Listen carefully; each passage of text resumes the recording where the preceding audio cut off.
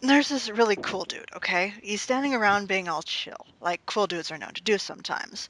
A cool dude like this probably has a real cool name, but he probably wouldn't tell you what it was if you asked.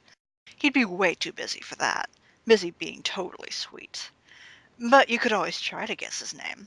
And if you were right, he might nod ever so slightly. That's a cool dude's way of letting you know there might just be hope for you yet. And her name. Insufferable prick. This guy doesn't have the time for this sort of bullshit. Try Wow. again. Dave Strider? Have to admit that is actually a pretty cool name. Examine room. Your name is Dave. It is an unseasonably warm April day. Your bedroom window is open to let some air in, and your fan is cranked. Arguably, even more cranked would be your fly beats, which brings us to your variety of interests. A cool dude like you is sure to have plenty.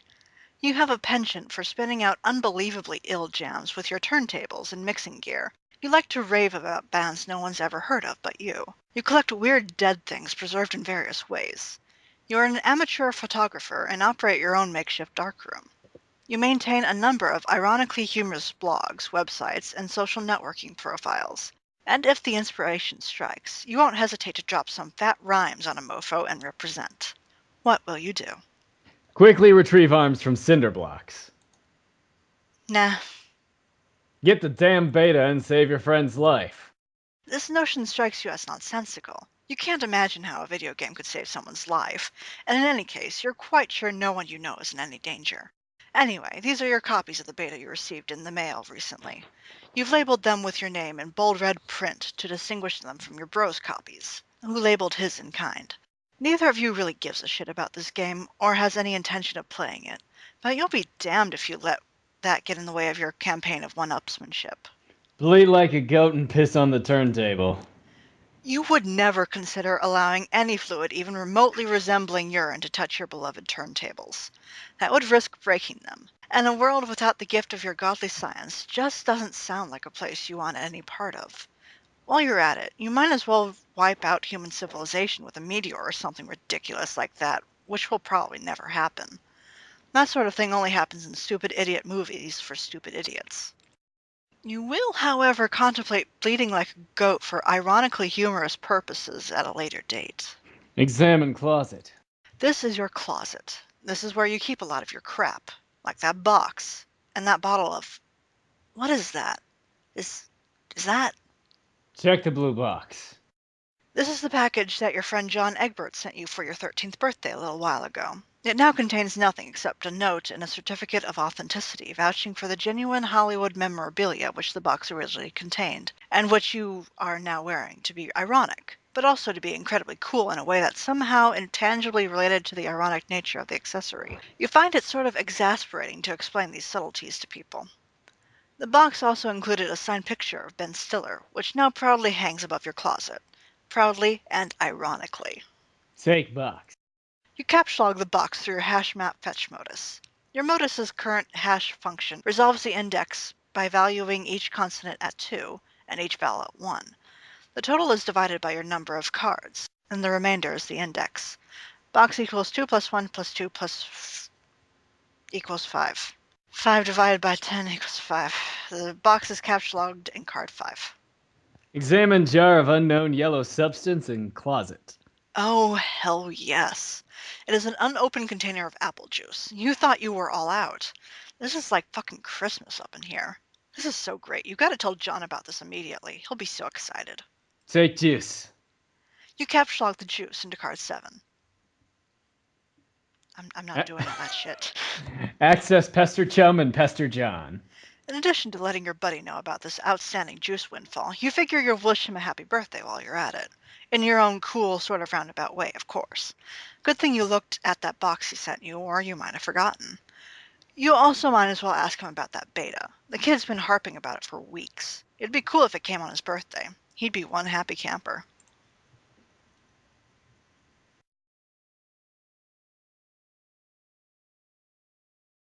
And this is a conversation we've already looked at.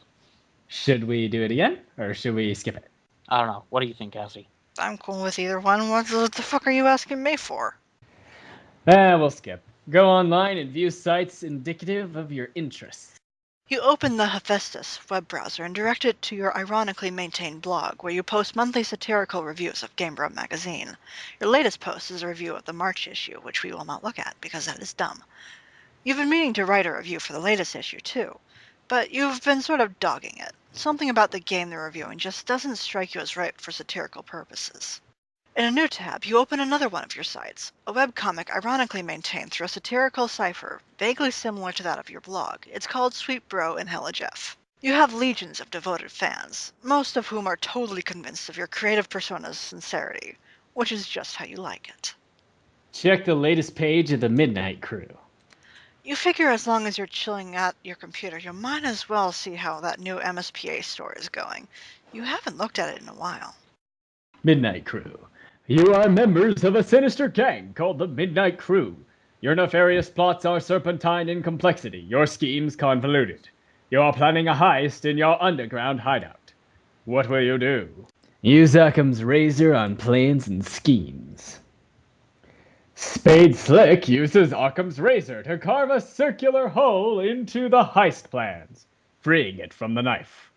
You wonder what moron would jam the knife so hard into the table in the first place. Climb ladder and exit hideout. Implement nefarious plots. You push against the manhole cover, but it seems some unbelievable jackass has parked your getaway van on top of it. A familiar feeling stirs. That feeling is overwhelming, soul-blackening rage. It's the sort of rage that'll make a man feel totally justified in sporting an unnecessarily elaborate assortment of fancy blades. Skip ahead 100 pages or so.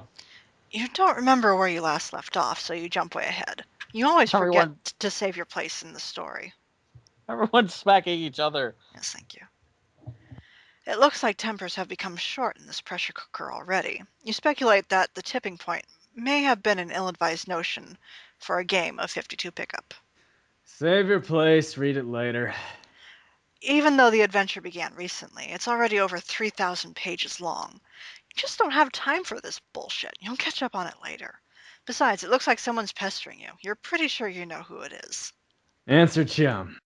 In some cultures, the persistent refusal of a lady's invitation to play a game with her would be a sign of wanton disrespect. Either that, or flagrant homosexuality. What? Oh, no. Look, I'm busy, okay?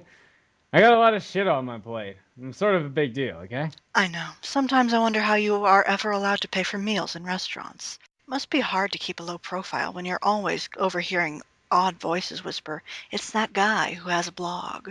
Seriously, dudes be worshipping me left and right. I can't hardly walk down the street without stepping over torsos of the prostrate. Navigating the urban landscape, I'm sure, is difficult enough without an obstacle course of deferential flesh and skyward asses. Perhaps adapting the art of parkour to your unique environment would help. Yeah, I mean, damn. Like, there's this scruffy little shit at my feet, like an orphan or something, I don't know. Face flush on the pavement. I'm like, dude, you're listening for a stampede of buffalo or something? He braves a look at me, then gives my shoe a little kiss and scurries the fuck off. Heavy is the crown. Yeah. Not kicking Oliver Twist in the fucking face every day is my gift to the world, I guess. Breathtaking magnanimity. Among other things. I just give and fucking give. Indeed, nary a jewel tumbles from your wish box of daily exploits, which I imagine does not sparkle. Ah, for fuck's sake. You're just lobbying for me to play that dumb game. Baseless accusation. Look, I am telling you, Egbert is all about that game. He will play it with you and probably be tickled, retarded about it. I know this very well. I cannot hasten his mail's delivery, however. Yeah. I'll hassle him some more about it. And how about this? If you ever find yourself in the position where your life depends on me playing that piece of shit game, then I'll play. Will that make you happy? More than you know. It perfectly mollifies my grief over the demise of chivalry. John, what are you doing? Stop doing nothing. Meanwhile, in the present, in a place where the present may be a concept of dubious merit, John is spacing out. But a vague and forceful thought jolts him to attention. Or maybe it is that bumping sound coming from the other side of the door. Bump, What is bump, that? Bump. A thick, unpleasant fluid pools from beneath the door. Troubling. Investigate this! There's a trail of this fluid in the hall leading to your room. Play some hauntingly sick beats. You've had enough of the computer for a while. You feel like you've been messing around on it all week. It's time to get your jam on. You pull up to your trusty Akai MPC 1000 sampler and prepare to get sick nasty. Take a sip of the apple juice despite what John said. Those beets were so fresh, they belong in the produce aisle, is what you're talking about. Soccer moms be thumping that shit for ripeness like melons, know what I'm saying? After beets that fresh, it would be a crime not to reward yourself with a celebratory swig.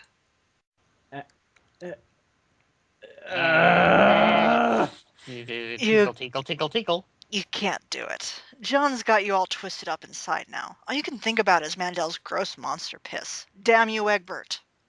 You recapitulate the juice. Allocate sword to Strife Specibus. Your Strife Specibus is already allocated with the blame kind Abstratus. There's no need to allocate it. You can wield your sweet ninja sword as a weapon once it is in your Strife's deck, but you'll have to capsulog it first before moving it there. Capsulog sword. The ninja sword occupies the same card as the juice, expelling the juice from your Siladex. It splashes all over your turntables and their copies of the beta. Ugh. Get a towel or something! You head out to get a towel from the bathroom across the hall. You glance at one of the many radical puppets in your bro's collection and nod in approval. Is there anything not awesome about your bro? No, you think not. You enter the bathroom. There's a damp towel on the floor you can probably use for this crisis. You stop to pay a little respect for one of your bro's boys up there. Hey, little man, how's it hanging? Capsulog damp towel. You take the damp towel, expelling the box. Search the bathroom for something slightly less damp. Nah, you just decide to wring this towel out into the toilet to make it less damp. It is just now a towel. Take towel. You take the towel and grab the box again while you're at it. Clean up the juice. You clean up the juice with a towel and hang the damp beta envelopes on your line to dry off. In the breeze of the fan, the betas jostle near their open window. This arrangement is a little disconcerting. If they fell out, it sure would be a stupid way to lose them. Turn off the fan. The crisis is easily averted. You can't imagine it will ever resurface later in any way, shape, or form. That beta is as good as yours forever.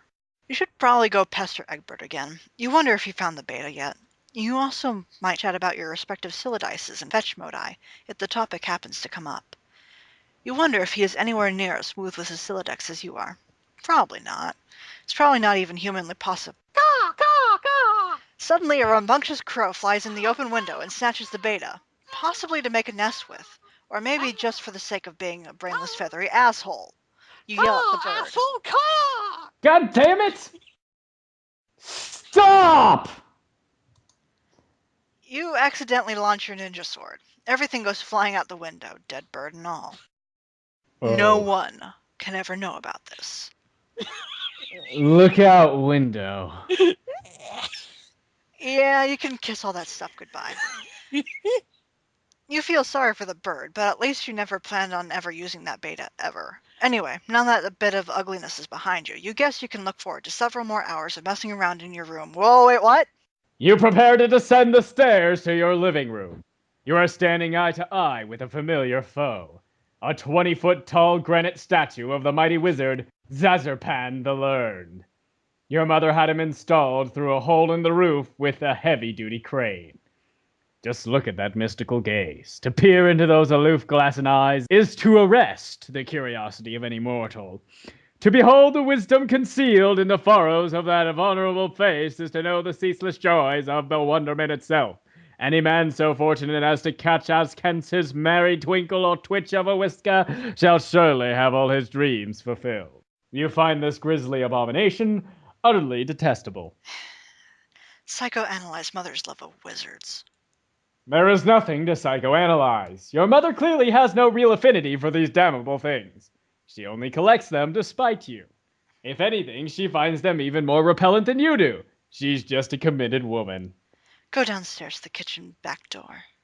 You descend to the living room area of your home's expensive open layout. There is the sound of rushing water beneath the floor. It tends to strike guests as a strange presence in a living space, but it's become hardly audible to you through familiarity. There's the front door. But hopefully there's no need to make the long trek around the house in the rain. You might as well see if you can slip through the kitchen and out the back unnoticed. View Mother's solid copper vacuum statue. Okay, but it's bronze, not copper. But it wasn't always. A while ago, you gave this as an ironic gift to your mom for Mother's Day. You even customized it with a drink holder to support one of her ubiquitous alcoholic beverages. She liked the gift so much, she had it bronzed and put on this pedestal. She even left it plugged in so it can still be turned on now and then. But never to do any cleaning. It never leaves the display. Sometimes at night, when you are in her room, in your room, not hers, you can hear it wailing from downstairs. She must know you can hear it. She's completely deranged. Grab the Eldritch Princess. It's too big to capsulog. Not that you would want to move it anyway. The pretty princess doll has been sitting there for months, ever since your mother got this abomination for your birthday as a totally passive-aggressive gesture. You decided to make it much less abominable by knitting Her Majesty a new head and new arms. Now it brings a mischievous smile to your face whenever you walk by. Your mother hasn't removed the doll yet and probably never will. She would never be the one to blink first. Acquire Umbrella for protection from elements. You're going to have a hell of a time accessing that card when you need it. You guess you'll just cross that bridge later. Peek inside kitchen. The liquor bottles are out in full force. Mom is surely nearby. Investigate richly colored object in middle of screen. That would be your refrigerator, whose surfaces have customarily served as the battlefield for a chilly siege of passive-aggressive one-upmanship. This was a drawing you did of your cat Jaspers when you were younger. Along with a poem about him, your mother bought this ostentatious $15,000 frame for it, and had it welded to the door. Using the colorful magnet letters, you recently left a message. You left a message, which may or may not have been directed toward anyone in particular. But you couldn't find the letter W, so you just stuck two V's together. Dude, by the way, that's succinct. Yeah, whatever. Your mother then purchased a fresh pack of W's and left them there for your convenience. Appreciative of the thoughtful gesture, you left her a sincere thank you note, which you had legally notarized and then marked with a drop of blood. But part of it was touching the floor, so your mother was kind enough to lift the lower portion of the document with a velvet pillow. Attach a W to face as a fake mustache. This is incredibly silly, and you're not sure how it fits into your campaign against your mother, or getting your computer back online to escape your doom. But it's hard to resist getting a little silly sometimes, especially when you're absolutely positive no one is watching. Capture log W. But that unsightly void in the W pack won't do, nor will the gash in the plastic. You deposit 12 cents in its place, which is your approximation of the letter's value. You can also make a vow to return later and neatly sew the plastic shut. So, think of ways to one-up Mother. You now wonder how to address the pillow situation. It seems the woman has you at a clear disadvantage. Perhaps slipping a fresh doily under the pillow will do the trick. Or maybe spilling a bit of Worcester sauce on it, then having it dry cleaned and returned along with a laboriously ingratiating apology note. No, there's no time for anything like that. Or maybe, just thinking out loud here, you could use the entire pack of W's as M's. Oh, yes, that would burn. But you've already done something with that W pack, and there's no need to go back and gild that lily. This is delicate business, and that pillow is screaming for rebuttal. Capture log velvet pillow. You decide to take the velvet pillow and lovingly embroider a poem in praise of motherhood on it. Hopefully you can pull this off before she notices it's gone. But it causes your tree to be pretty badly unbalanced. It surely will auto-balance itself in a moment. And just like that, the umbrella becomes accessible in the root card. That's one of the things you love about the tree modus. The happy surprises. Head out the back door. Okay, enough's enough. Time to get go! You don't know how she does that. You're never safe in this house. And of all things to be doing during a power outage, she's up to her ironic housewife routine again. That mop bucket doesn't even have any water in it. What an absolute madwoman! Hop over counter, landing in a roll. This bird's gotta fly. Youth, roll. Crash! Lousy goddamn stupid wizards!